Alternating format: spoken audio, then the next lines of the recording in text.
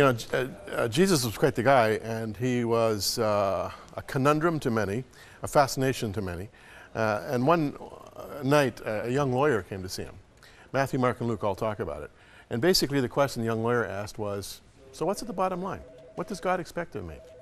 And Jesus' response is fascinating. First of all, he recited the great Shema, as it's called, the great confession of the faith of Israel. Hear, O Israel, the Lord our God, the Lord is one.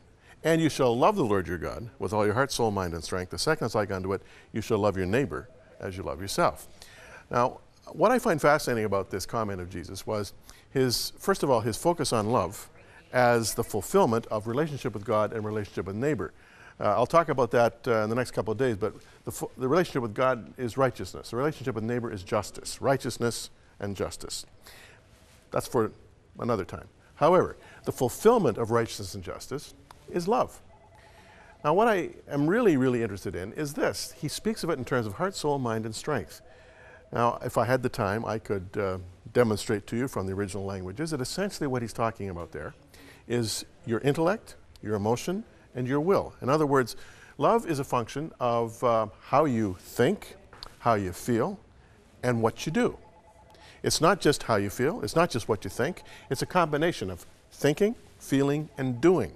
And if there's no doing, then there's no loving going on.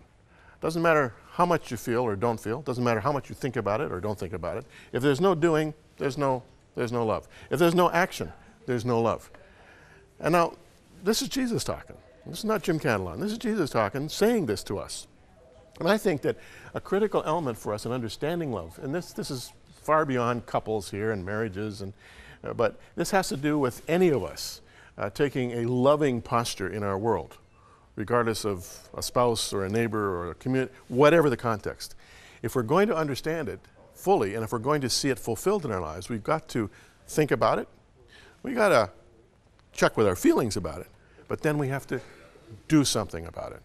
And that really is the critical element, that action phase.